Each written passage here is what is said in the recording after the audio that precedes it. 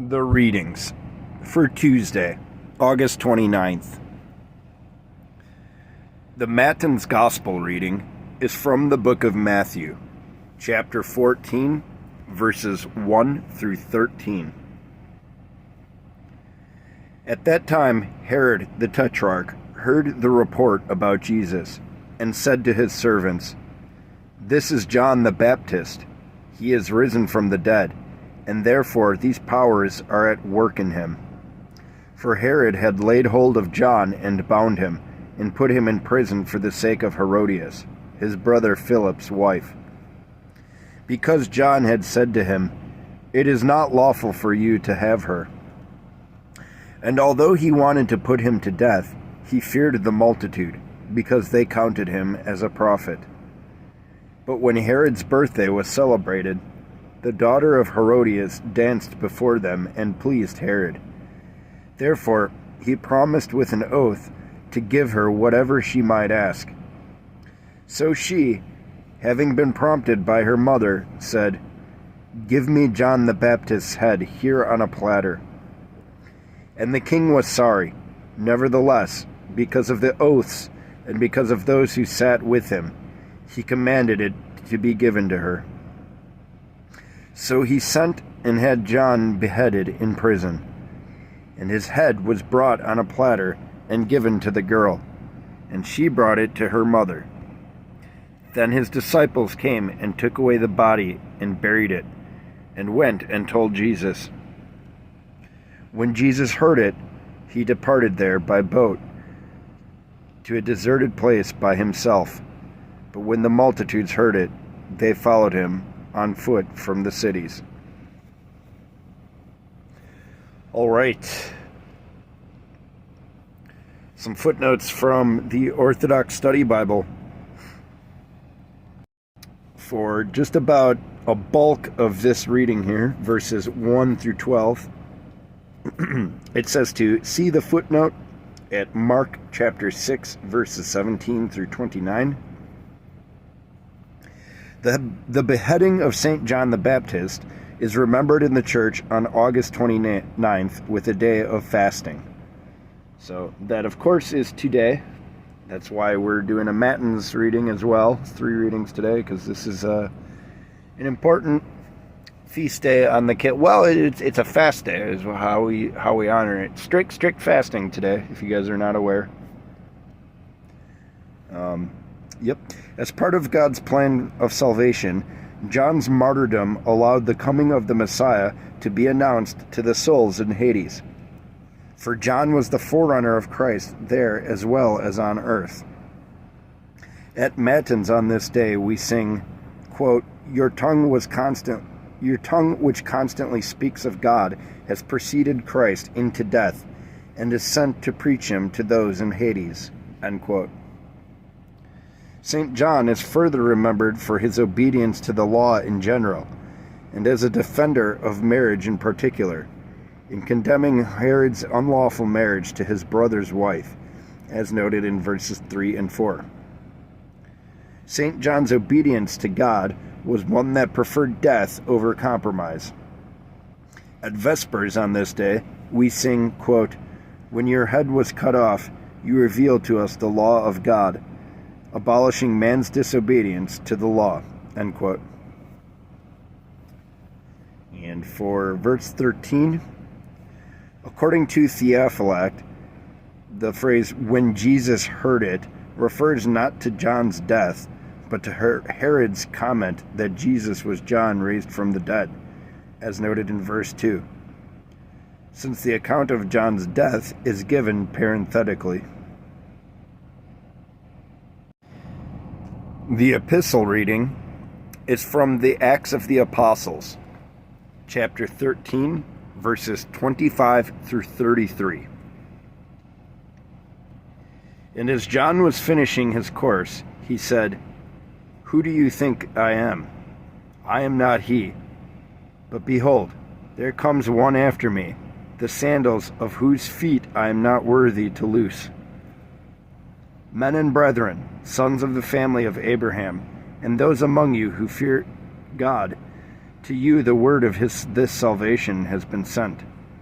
For those who dwell in Jerusalem and their rulers, because they did not know him, nor even the voices of the prophets which are read every Sabbath, have fulfilled them in condemning him. And though they found no cause for death in him, they asked Pilate that he should be put to death. Now when they had fulfilled all that was written concerning him, they took him down from the tree and laid him in a tomb. But God raised him from the dead. He was seen by many he was seen for many days by those who came up with him from Galilee to Jerusalem, who are his witnesses to the people. And we declare to you glad tidings, that promise which was made to the fathers. God has fulfilled this for us, their children, in that he has raised up Jesus, as it is also written in the 2nd Psalm, You are my son, today I have begotten you. All right, once again, some footnotes from the Orthodox Study Bible. So, real quick, first there's a citation at the very end of that reading, verse 33. He says that is written in the 2nd Psalm, You are my son, today I have begotten you. That, of course, is from Psalm 2, verse 7. For some proper footnotes. For verse 26, the family of Abraham refers to the Jews, while those who fear God refer to Gentile believers. Thus, salvation is proclaimed to all mankind.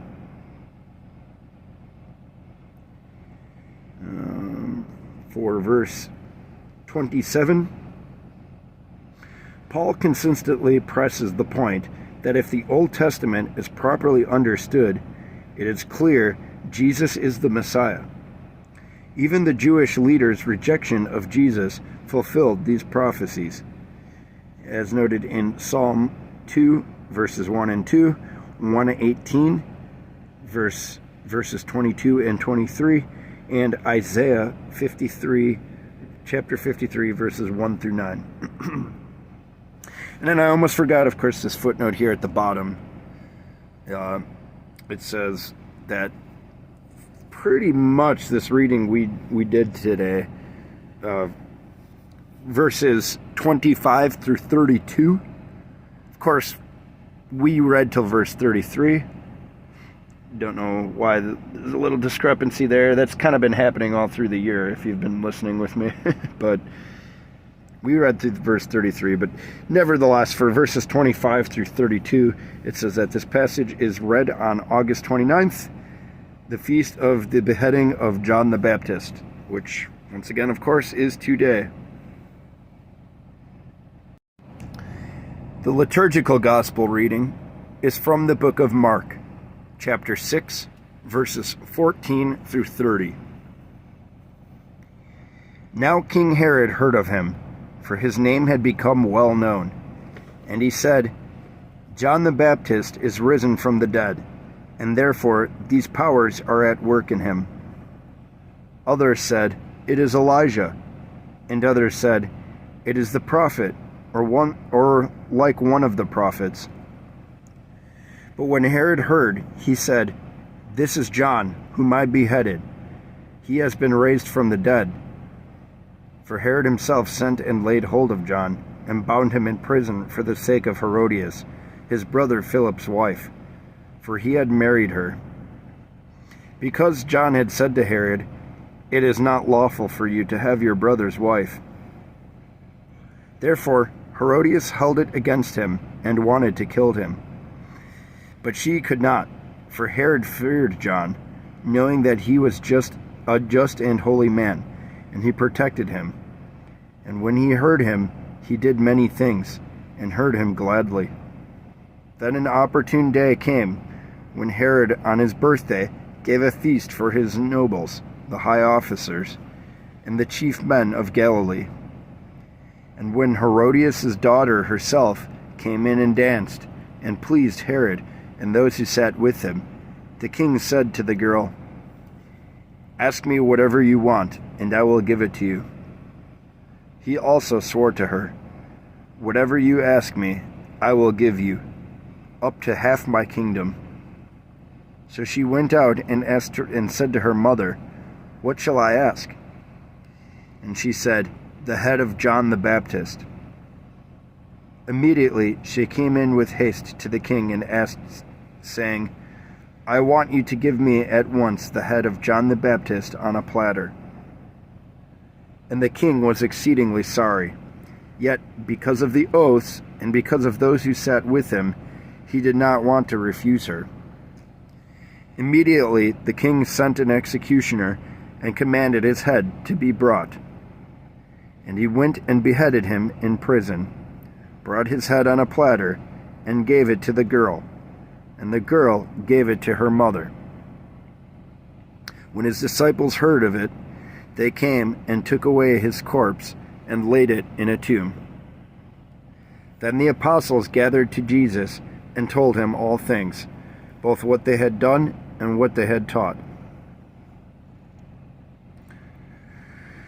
All right, some footnotes from the Orthodox Study Bible.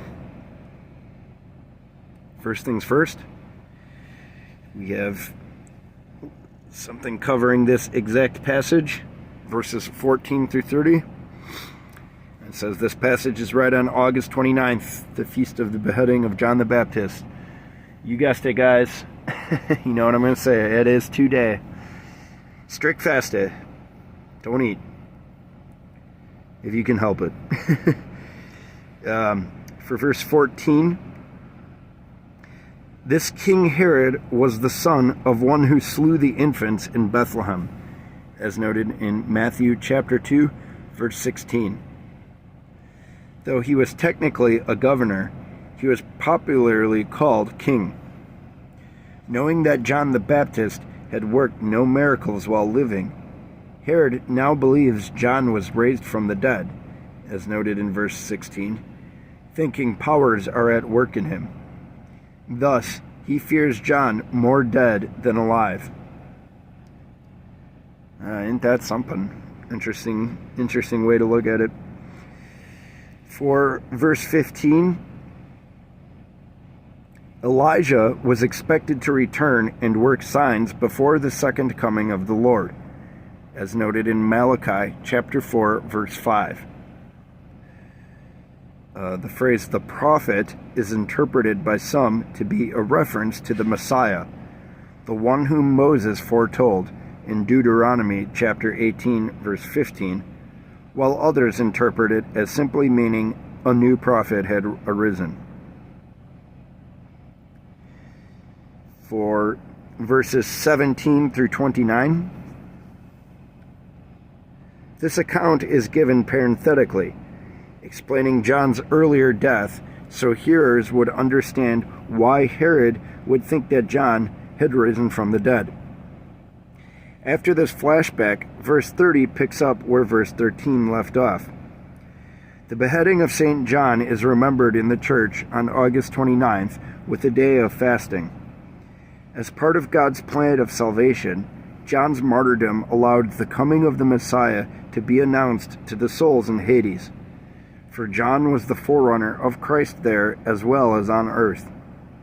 At Matins on this day, we sing, quote, "Your tongue, which constantly speaks of God, has preceded Christ into the death and is sent to preach to him." Let me back that up, guys, sorry. Your tongue, which constantly speaks of God, has preceded Christ into death and is sent to preach him to those in Hades, end quote. For verse 20, that Herod, with his wealth and soldiers, feared John, a man who lived in poverty and was clothed in camel's hair, as noted in chapter 1, verse 6, is a testament both to the power of personal holiness and integrity, and also to the people's perception of John, for they held him in the highest esteem, as noted in chapter 11, verse 32. And for verse 30, This verse picks up where verse 13 left off, as the story of the beheading of St. John is given parenthetically. See the footnote at chapter 6, verse 20, which we just read. Well, that is it for today, everybody. Hope you have a blessed Tuesday.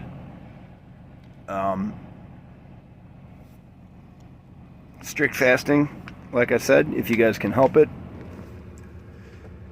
If you did not see my community post, I'll let you know now that starting Friday, September 1st, once we have done the full year of these scripture readings, we're going to be reading Timeless Truths, which is the annual liturgical cycle for every year, from the teachings of Father Simeon Kragiopoulos from Thessaloniki, Greece.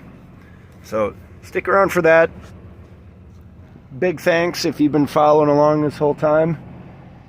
And yeah, as always, I would just ask that you please keep me, a sinner, in your prayer list. Thank you.